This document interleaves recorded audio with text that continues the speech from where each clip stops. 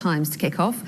May backs Uber and the free market. This was a big speech she was making today, as it says there, in defence of the private sector. Yeah, Theresa May's gone on the offence over Sadiq Khan's stance on Uber. Obviously, big controversy in London about it getting banned potentially. She said, at a stroke of a pen, what the mayor has done is risked 40,000 jobs and, of course, damaged the lives of those 3.5 million Uber users. And I think this is something the Tories now are going to be looking at doing, is making a positive modern case for capitalism against the sort of socialist alternative of Jeremy Corbyn. But is it surprising that a Tory Prime Minister has to justify or explain that it's backs the free markets and capitalism? Isn't that quite surprising?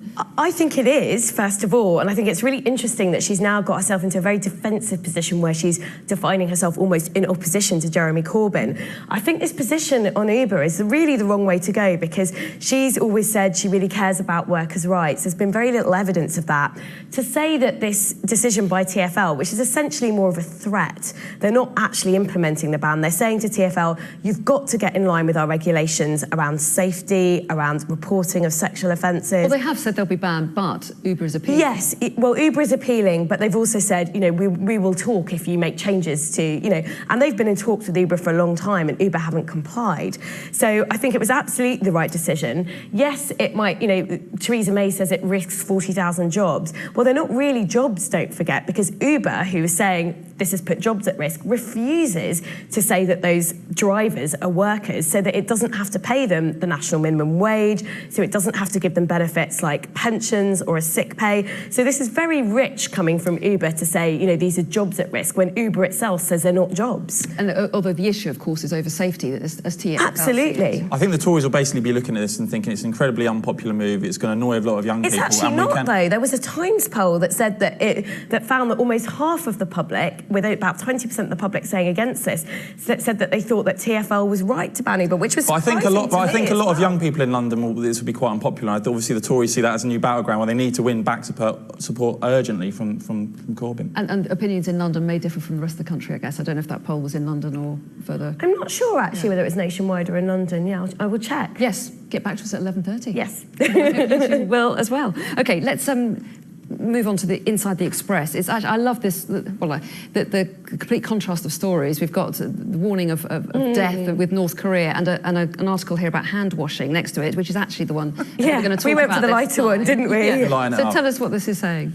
Yeah, how long do you wash your hands for? Apparently, according to the Royal Pharmaceutical Society, and who are we to doubt them, 20 seconds is the minimum amount of time you should be doing in order to be safe. And also, if you sing Happy Birthday twice, that gives you enough time. Which is quite a long time. That is a very long time, I thought. Yeah, 20 seconds. Bit of a shocker. I'm going to have to time myself now. Yeah, so the RPS president says we don't wash our hands often enough for long enough to get rid of the bacteria that can cause illnesses. As I said, 20 seconds seems like a rather long time. I wonder how many people at home do that. I would say it's probably very few. Because they do have toothbrushes, don't they, that have timers on them for children. I've got one, actually, an electric toothbrush. Yeah, buzzes not just for children, then? Yeah, Sorry about that. Do you pay attention to the buzz, though? I mean, vaguely, yes, vaguely. Okay. Yeah, so next we're going to have when you've already gone to bed. Yeah, buzzy taps. Blinging, exactly, saying, yes, you've washed your hands for 20 seconds. Or automatic ones that cut off once you've had to. Maybe they'll sing Happy Birthday. Yeah, maybe they will for you. That would be confusing. Let's move on to page 11 of The Sun, ultimately, because this is an extraordinary story, and I'm quite impressed you've spotted it, because it's quite small. Yeah, so this is really interesting stroke strange. So Sainsbury's have launched a new steak decoration for the steak that you cook at home.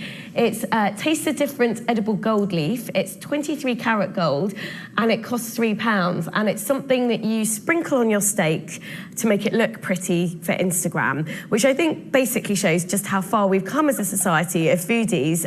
So there are big trends where people take photos of their meals and stick them on Instagram, but seriously, covering your steak with gold leaf? I'm not so sure. I love a bit of tackiness myself. The only way so would you go for it? Oh, yeah, the only way to make a steak better is putting gold in it, surely.